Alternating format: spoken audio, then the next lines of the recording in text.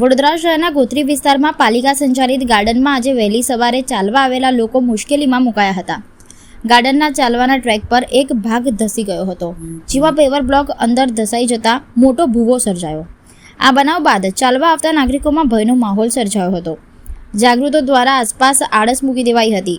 દરરોજ સવારના વોક માટે આવતા લોકો માટે ઊભી થયેલી આ સમસ્યાને લઈ સ્થાનિકો દ્વારા વોર્ડ નંબર 10ના કોંગ્રેસ પ્રમુખ હાર્દિક આમોદિયાને જાણ કરવામાં આવી હતી. ઘટના સ્થળે પહોંચ્યા બાદ હાર્દિક આમોદિયાએ વડોદરા મહાનગરપાલિકા પર ગંભીર આક્ષેપો કર્યા હતા. હાર્દિક આમોદિયાએ જણાવ્યું હતું કે પાલિકાની કામગીરી ગુણવત્તાવિહીન રીતે કરવામાં આવે છે, જેનો ભોગ પ્રજાને ભોગવવો પડે છે. ગાર્ડનને ફક્ત 4 વર્ષ જ થયા છે અને આજે ચાલવાના ટ્રેકમાં ભૂવો પડી ગયો છે.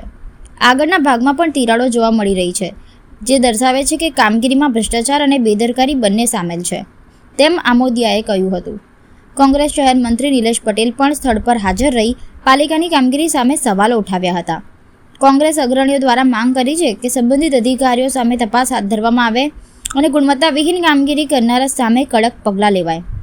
જવાબદાર વડોદરા મહાનગરપાલિકા જ હોય. વડોદરા મહાનગરપાલિકા 30 વર્ષથી શાસનમાં છે અને વડોદરા મહાનગરપાલિકાનું આ ગાર્ડન છે જે ગોત્રી તલાવ છે. આ ગાર્ડન બને 4 વર્ષ થયા. 4 વર્ષમાં આટલો મોટો મસ્ત ભૂવો પડ્યો એટલે કેટલો મોટો ભ્રષ્ટાચાર થયો હશે. હજુ જોતા એવું લાગે છે કે આગળ બી જોયું તો ત્યાં તિરાડો પડવા માંડી છે અને ત્યાં બી ભૂવો પડશે એવી દેખાઈ રહ્યું છે. તો હું જનતાને અપીલ કરું છું કે જે 30 વર્ષથી આ જે શાસનકારો છે એને જાકારો આપવાની જરૂર છે અને આ જે ગાર્ડન વડોદરા મહાનગરપાલિકા જે અધિકારીના હસ્તે આવતો હોય એની પર જાંચ થવી જોઈએ, એની પર તપાસ થવી જોઈએ કે એને કેટલો મોટો ભ્રષ્ટાચાર કર્યો છે અને એ જોઈને એને સસ્પેન્ડ કરવો જોઈએ.